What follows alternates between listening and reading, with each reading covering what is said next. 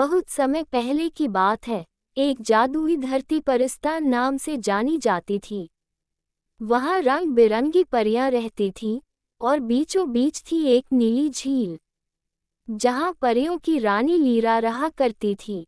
Lira की सुंदरता अपार थी। उसके लंबे चांदी जैसे चमकते बाल, बड़ी बड़ी आंखें और गुलाबी परों की रोशनी ऐसी थी कि लगता फूलों की पंखुड़ियां हवा में नाच रही हों।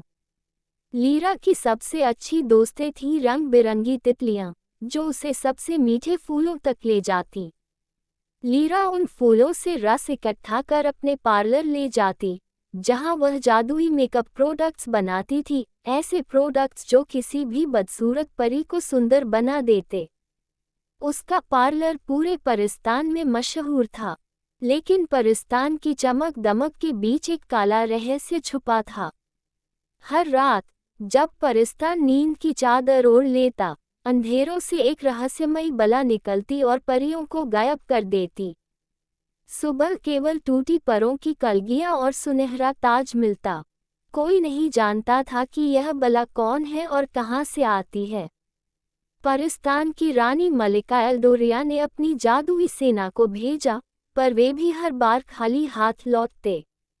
एक शाम लीरा अपने मेकअप प्रोडक्ट्स में इतनी मग्न हो गई कि वह जरूरी जादुई रस निकालना भूल गई, वही रस जो उसकी सुंदरता का राज था। रात को अचानक वह डरावनी बला फिर से आए और परियों को उठा ले गई।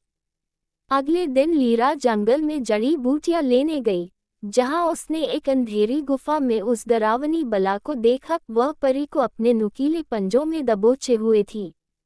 अंदर कई परियां रस्सियों से बंधी हुई थीं। लीरा ने देखा कि बला उन परों पर अजीब चमकता केमिकल डाल रही थी।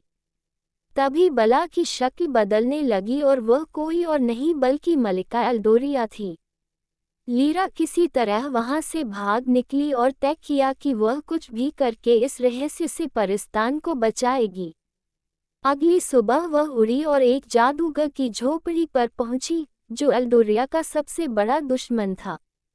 उसने लीरा को बताया कि मलिका की असली पहचान उजागर करने के लिए एक खास जादुई केमिकल चाहिए जो एक सुनहरी मछली के भीतर छुपा है। लीरा झील तक पहुंची, मछली को ढूंढा और केमिकल लेकर वापस सैलॉन पहुंची। उसने उस जादुई केमिकल से एक नया मेकअप तैयार किया और उसे तोहफे के रूप में मलिका को दिया।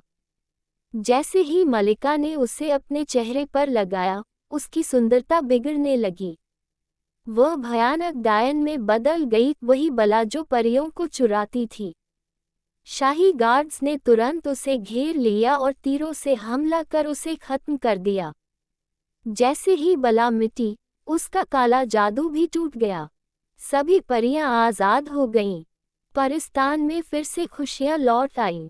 रंग बिरंगी परियों ने नाच गाकर जश्न मनाया।